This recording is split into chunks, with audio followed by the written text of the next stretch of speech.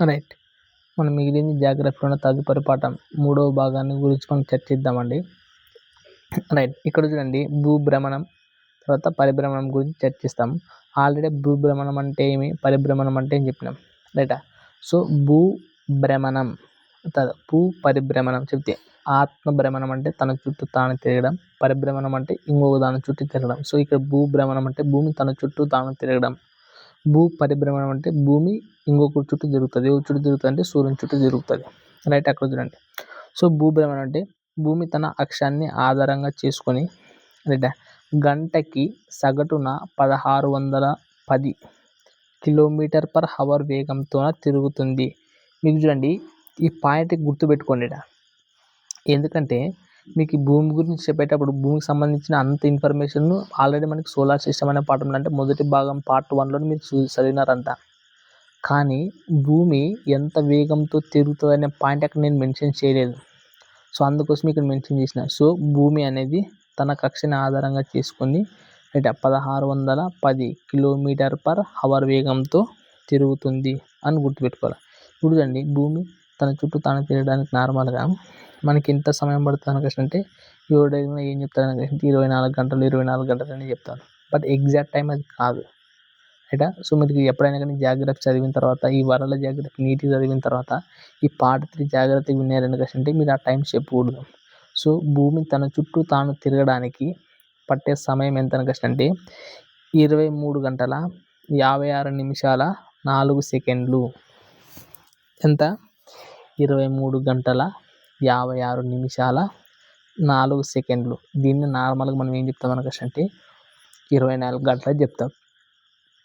But అట్లా చెప్పకూడదు. ఇక్కడ చూడండి నార్మల్గా అనిపిస్తుంటే ఒక రోజు అనిపిస్తుంటే 23 గంటల 56 నిమిషాలు. మళ్ళీ ఈ 4 సెకండ్లు తీసుకోపోయేసి మనం ఏం చేస్తాం, మనకి ఇది తీసుకొని పోయేసి ఇవన్నీ ఎక్స్ట్రా ఈ సమయం అంతా ఎక్స్ట్రా ఉంటుంది కదా, ఈ సమయం అంతా యాడ్ చేసి ఒక రోజు అవుతుంది లాస్ట్కి.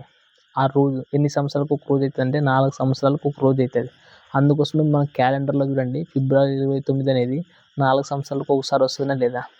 సో ఆ ఫిబ్రవరిలోనే 29 ఏంటికి వస్తుంది అనుకుంటే కదా దీనికే నార్మల్గా. ఎందుకంటే ఎగ్జాక్ట్ టైం ప్రకారం మనం లెక్కేసిన 23 గంటల 56 నిమిషాల 4.09 సెకండ్లు పడుతుంది. సో ఇట్లా మిగిలిన టైం ఇట్లా రిమైనింగ్ టైం క్యాలిక్యులేట్ చేస్తే 4 సంవత్సరాలకు అది ఒక రోజు అవుతుంది అనమాట.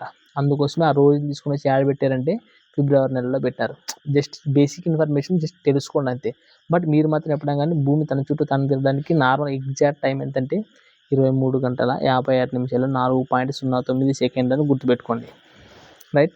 చూడండి భూభ్రమణం అంటే భూమి తన చుట్టూ తాను తిరిగినప్పుడు రైట్ సంభవించే మార్పులు ఏంటివి మనకి చూడండి. ఈ కింది వాటిలో సరైనది ఏంది సరికానిది ఏంది అని క్వశ్చన్ అడిగేసి ఈ పాఠం నుంచి అడగాలన్నప్పుడు భూభ్రమణం సంభవించేటప్పుడు భూభ్రమణం చేసేటప్పుడు సంభవించే మార్పులు, భూ పరిభ్రమణం చెందేటప్పుడు సంభవించే మార్పులని దీన్ని కలిపి చూపిస్తారు. సో ఈ 2 మార్పులు అంటే భూభ్రమణం చేసేటప్పుడు వచ్చే మార్పులు ఏంటివి మైండ్లో గుర్తుపెట్టుకోవాలా. అలాగే భూ పరిభ్రమణం చెందేటప్పుడు వచ్చే మార్పులు ఏంటి అన్నట్టు మైండ్లో గుర్తుపెట్టుకోవాలా. సో 2 సపరేట్ మంచిగా అర్థం చేసుకుని గుర్తుపెట్టుకోండి. సో ఫస్ట్ది ఏముండదు, పగలు రాత్రి ఏర్పడుతుంది. రైటా. సో రాత్రి పగలు ఏర్పడడానికి కారణం ఏంటి, భూభ్రమణం. పోటుపాట్లు సంభవిస్తాయి. రైట్. మళ్ళీ ఈ పోటుపాట్లు అంటే ఏంటంటే మళ్ళీ తర్వాత పాఠంలో వస్తాయి మనకి. బట్ ఇప్పుడు జస్ట్ గుర్తుపెట్టుకోండి. నెక్స్ట్ చూడండి పవనాలు దిశలోను సముద్రాల ప్రవాహాల దిశలోను మార్పు సంభవించడం. పవనం అంటే గాలి దిశ మార్చుకునేది, కానీ సముద్రాలు కూడా దిశలు మార్చుకోవడానికి కూడా అదేమన్నా కారణం ఎప్పుడైనా మార్చుకోవడానికి అంటే దానికి కూడా కారణం ఏమవుతుంది అంటే భూభ్రమణమే కారణమవుతుంది అనమాట. అలాగే సూర్యుడు చంద్రుడు తర్వాత ఇతర నక్షత్రాలు తూర్పున ఉదయించి కాసి పడమర అస్తమించేటట్లు కనిపించడం. రైటా. మీకు ఇంతకు ముందే చెప్పినాను కదా ఎందుకు ఇట్లా కనిపిస్తాయి అంటే మన భూమి అనేది ఎటు నుంచి ఎటు తిరుగుతుంది, పడమర నుంచి తూర్పు తిరుగుతుంది కాబట్టి తూర్పున సూర్యుడు ఉదిస్తాడు అన్నట్ల పడమరన అస్తమిస్తాడు అన్నట్లు కనిపిస్తుంది అనమాట. సో దానికి కూడా కారణం ఏదనికంటే భూభ్రమణం. సో సింపుల్గా ఈ 4 పాయింట్లు రాత్రి పగలు ఏర్పడడానికి కారణం, పోటుపాట్లు సంభవించడానికి పవనాల దిశలోను, తర్వాత సూర్యుడు తూర్పున ఉదయించడం పడమర అస్తమించడానికి కారణం.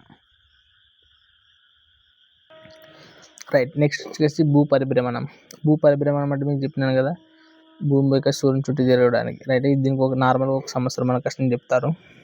రైట్. బట్ 365 రోజులు రైట్. ప్లస్ 6 hours 10 seconds అనే టైం కూడా చెప్పాలన్నమాట. బట్ మీరు గుర్తుపెట్టుకోండి ఇది.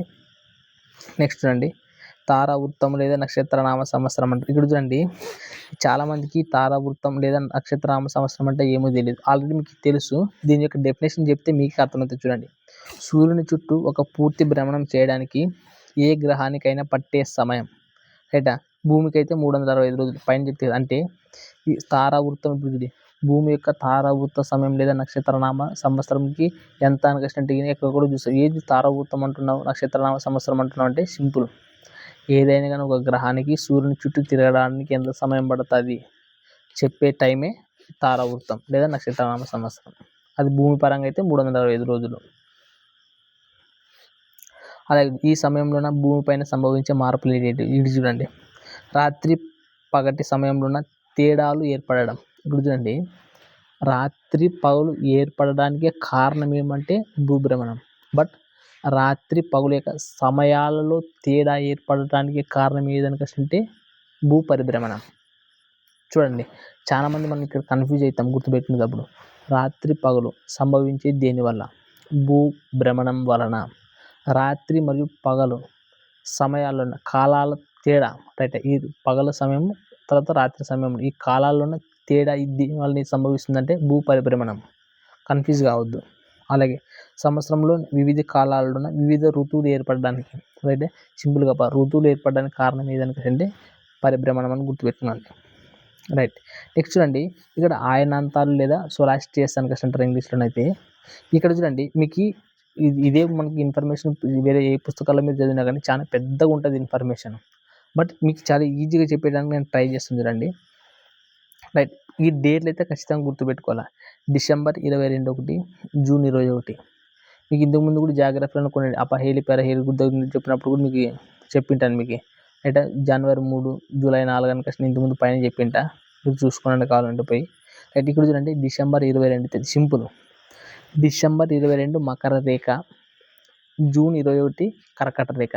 మీకు ఆల్రెడీ మకర రేఖ యాడ్ ఉంటుంది, కర్కట రేఖ యాడ్ ఉంటుంది అని చెప్పాను. మళ్ళీ మీరు కర్కట రేఖ అంటే మకర రేఖ అంటే తెలియకపోతే మీకు కష్టం. తెలియకపోతే కింద పార్ట్ 2 వీడియో చూడండి, మీకు అర్థమవుతాయి. అది చూసిన తర్వాత ఇది చూడండి. సో ఇక్కడ చూడండి, సో మకర రేఖ అంటే ఎక్కడ ఉంటుందని చెప్పి మీకు దక్షిణం వైపు ఉంటుందని చెప్తే, కర్కట రేఖ అనేది ఎక్కడ ఉంటుంది?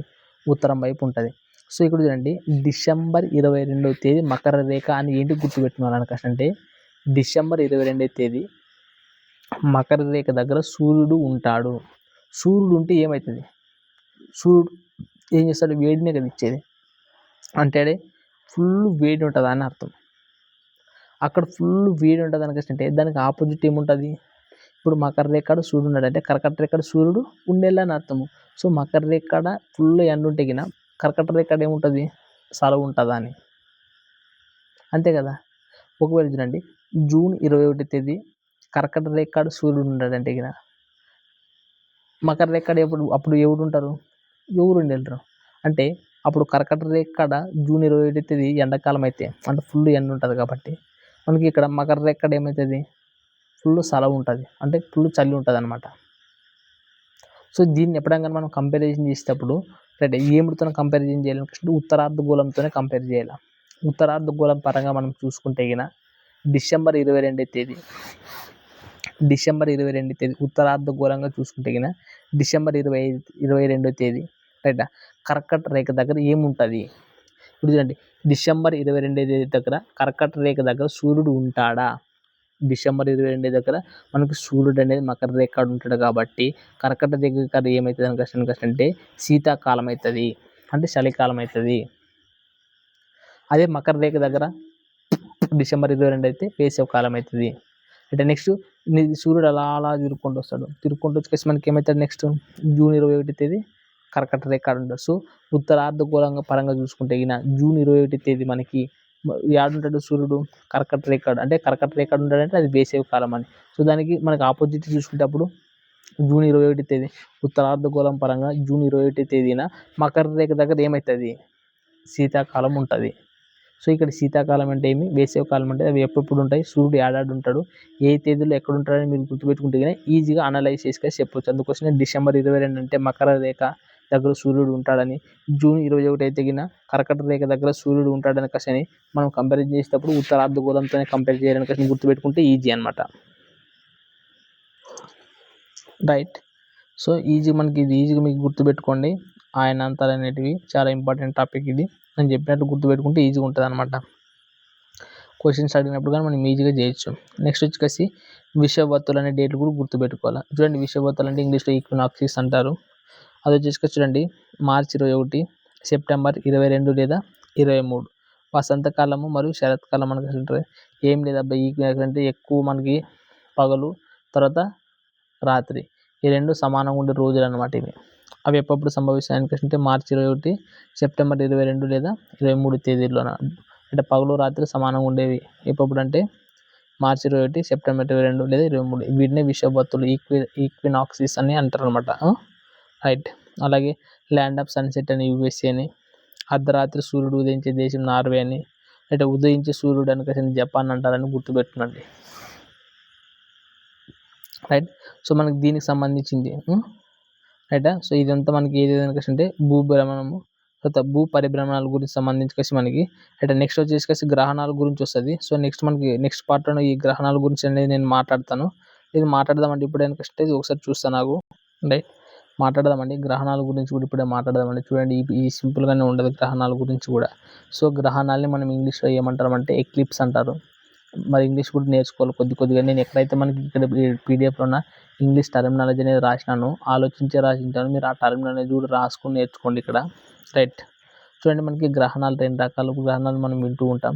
ఒకటి వచ్చేసి సూర్యగ్రహణము, ఇంకోటి వచ్చేసి చంద్రగ్రహణము, అంటే సోలార్ ఎక్లిప్స్, లూనర్ ఎక్లిప్స్ అని అంటారు తెలుగు ఇంగ్లీష్ మీడియంలోనైతే. చూడండి, సూర్యగ్రహణం అంటే ఏమి?